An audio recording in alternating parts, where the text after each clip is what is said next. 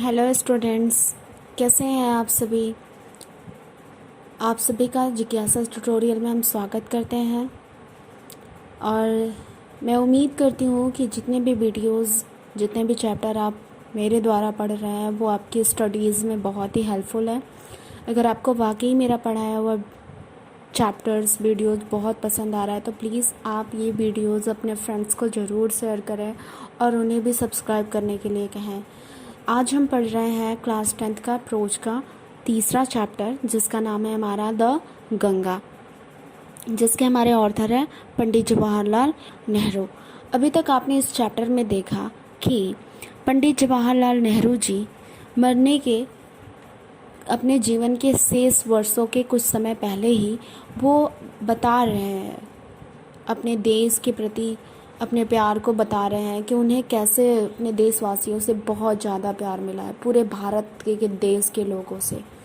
और वो बता रहे हैं कि जब उनकी मृत्यु हो जाए तो कैसे उनके शरीर का क्या करना है। तो वो बताते हैं उनकी इच्छा है कि उनके शरीर का दाह संस्कार किया जाए, यानी उन्हें अग्नि से जलाया जाए और उसके बाद जो राख यानी जो अस्थियां उनकी बचती हैं उसे इलाहाबाद लाया जाए और उसका मुट्ठी भर भाग गंगा में डाला जाए, गंगा में प्रवाहित किया जाए। और बाकी जो अस्थियां हैं उसे वो किस तरह से उसका विसर्जन करना है उसे वो अगले के पैरे में बता रहे हैं। तो अभी तक आपने जो पढ़ा है ऊपर का फर्स्ट पैरा आपको समझ में आया है। तो आज हम पढ़ रहे हैं क्लास 10th का लेसन 3 का द गंगा का सेकंड पैरा। तो आइए हम स्टार्ट करते हैं माय डिज़ायर से, और आप लोग ध्यान से देखिएगा, आप लोग को बहुत अच्छे से समझ में आएगा। देखिए करा है, my desire to have a handful of my ashes thrown in the Ganga at Allahabad has no religious significance so far as I am concerned। कह रहे हैं नेहरू जी कि my desire to have a handful my ashes thrown in the Ganga. कह रहा है कि मेरी इच्छा है कि मेरी मुट्ठी भर जो अस्थियां हैं, राख है, उन्हें गंगा में इलाहाबाद में गंगा में प्रवाहित किया जाए। इसका कोई धार्मिक महत्व नहीं है so far as I am concerned, क्योंकि मैं वहाँ से संबंधित हूँ, इसलिए यह मेरी इच्छा है। नेहरू जी का जो जन्म है इलाहाबाद में हुआ था, इसलिए वो चाहते हैं कि उनकी जो अस्थियां हैं उसका मुट्ठी भर भाग गंगा में ज़रूर प्रवाहित किया जाए। तो कह रहा है कि मेरा इच्छा है कि मेरी अस्थियों में से मुट्ठी भर इलाहाबाद के गंगा में प्रवाहित किया जाए। इसका कोई धार्मिक महत्व नहीं है, बल्कि मैं वहाँ से संबंधित हूँ, इसलिए ये मेरी इच्छा है। आगे देखिए कह रहा है, I have no religious sentiment in the matter। इस मामले में कह रहा है कि इस मामले में मेरी कोई धार्मिक सेंटिमेंट माने भावना नहीं जुड़ी है। कह रहा है कि इस मामले में मेरी कोई धार्मिक भावना नहीं जुड़ी है। आगे देखिए कह रहा है कि I have been attached to the Ganga and the Jamuna rivers in Allahabad ever since my childhood। कह रहा है आगे, and as I have grown older this attachment has also grown। कह रहा है कि I have been attached to the Ganga and the Jamuna river in Allahabad। कह रहा है कि मैं इलाहाबाद में कह रहा है कि मैं इलाहाबाद के गंगा और यमुना नदियों से जुड़ा हुआ हूँ। सिंस माई चाइल्डहुड, अपने बचपन से ही। नेहरू जी बता रहे हैं कि मैं अपने बचपन से ही इलाहाबाद के गंगा और यमुना नदी से जुड़ा हुआ हूँ। And as I have grown older this attachment has also grown. और आगे कह रहे हैं कि जैसे जैसे मैं बूढ़ा हुआ, यानी जैसे जैसे मैं बड़ा हुआ, ग्रोन माने बड़ा हुआ, कह रहा है कि जैसे जैसे मैं बड़ा हुआ, कह रहा है कि this attachment has also grown. तो यह अटैचमेंट माने जो लगाव है गंगा और यमुना से, वो लगाव भी क्या हुआ है, बढ़ा है। कह रहे हैं नेहरू जी कि जैसे जैसे मैं स्वयं बढ़ा हूँ, बूढ़ा हुआ हूँ, वैसे वैसे यह लगाव भी क्या हुआ है, बढ़ा है। आगे देखिए कह रहे हैं, I have watched their varying moods as the season changed and have often thought of the history and myth and tradition and song and story that have become attached to them through the long ages and become part of their flowing waters। कह रहा है कि नेहरू जी कह रहे हैं आगे कि कह रहा है कि I have watch their varying moods. कह रहा है कि मैंने उनके अर्थात गंगा और यमुना नदियों के बारे में वो कह रहे हैं कि मैंने उनके बदलते रूप को देखा है, मैंने उनके बदलते हुए मूड को यानी उनके बदलते हुए अवस्था को देखा है। कह रहा है कि आगे as the season changed and have often through of the history and myth and tradition and song and the story that have become attached to them through the long ages and become part of their flowing waters। कह रहा है कि आगे कि और often माने कह रहा है कि प्राय इसके इतिहास पौराणिक कथाओं हिस्ट्री करा मीथ माने पौराणिक कथा होता है कि और इसके इतिहास पौराणिक कथाओं और ट्रेडिशन माने परंपराओं एंड सॉन्ग माने गीतों एंड स्टोरी माने और कहानियों के बारे में विचार किया है या सोचा है।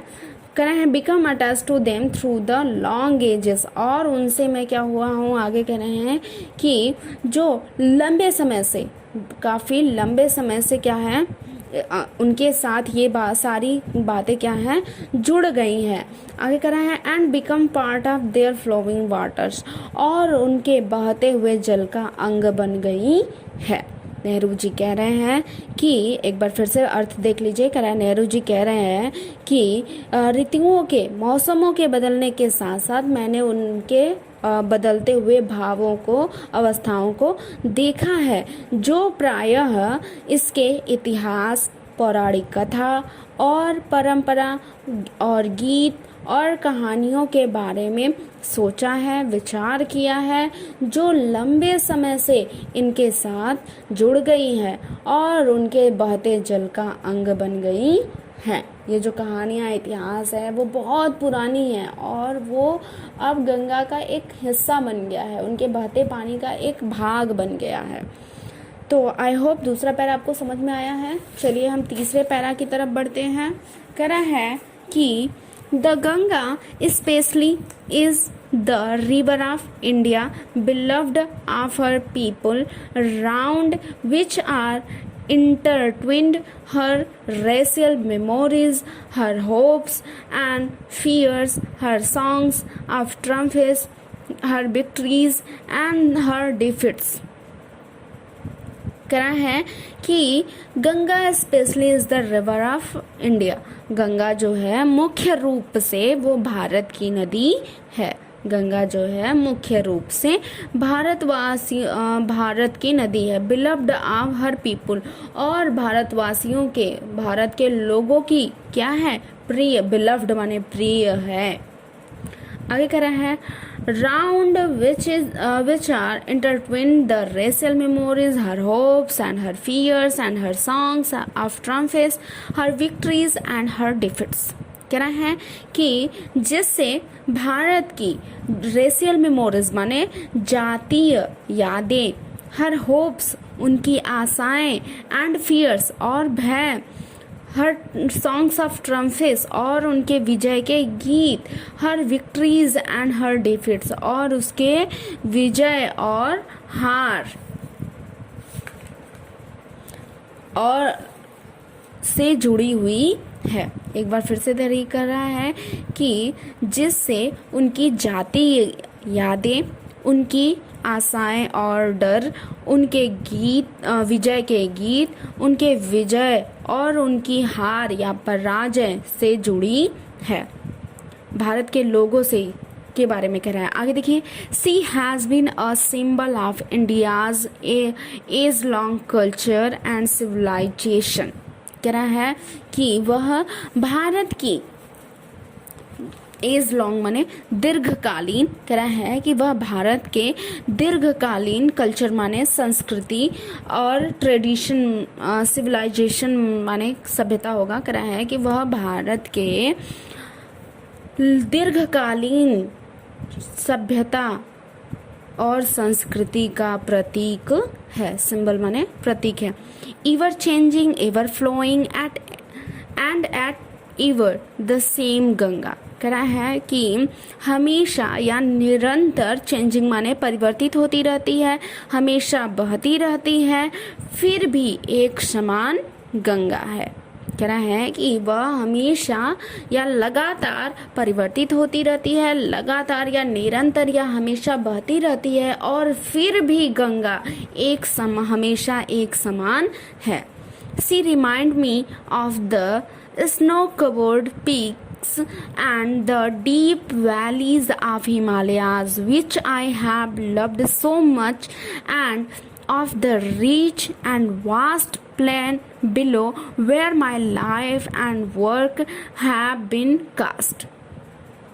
कह रहा है कि नेहरू जी कह रहे हैं कि जो गंगा है वह मुझे याद दिलाती है। She reminds me snow covered peaks and, कह रहा है कि बर्फ से ढके हुए चोटियों को, वह मुझे बर्फ से, हिमालय की बर्फ से ढकी हुई चोटियों को, and the deep valley of Himalaya, और उसकी गहरी घाटियों की याद दिलाती है। वह मुझे हिमालय के बर्फ से ढकी हुई चोटियों और उसके गहरे घाटियों की याद दिलाती है। Which I have loved so much. कह रहा है कि जिसे मैं बहुत प्यार करता हूँ। कह रहा है which I have loved so much, जिसे मैं बहुत अधिक प्यार करता हूँ। कह रहा है कि and of the rich and vast plain below where my life and work have been cast. कह रहा है कि और rich and vast plain below, और नीचे की समृद्ध और विशाल मैदानों की, where my life and work have been cast, जहाँ मेरा जीवन और कार्य ढले हुए या बीता है। नेहरू जी कह रहे हैं कि वह मुझे हिमालय के बर्फ से ढके हुए चोटियों और गहरे घाटियों की याद दिलाती है, जहाँ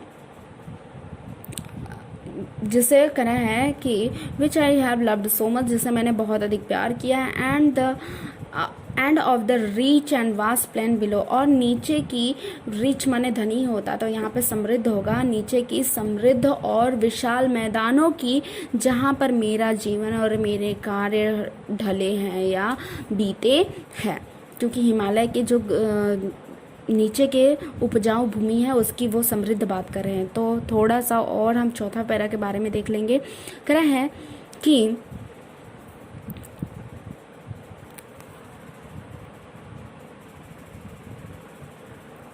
कह रहा है कि smiling and dancing in the morning sunlight. कह रहा है कि सुबह के प्रातःकालीन प्रकाश में या सुबह सूर्य की किरणों में, कह रहा है कि स्माइलिंग एंड डांसिंग, मुस्कुराती है और नाचती हुई, सुबह के सूर्य के प्रकाश में मुस्कुराती हुई और नाचती हुई, and dark and gloomy and full of mystery as the evening shadow fall.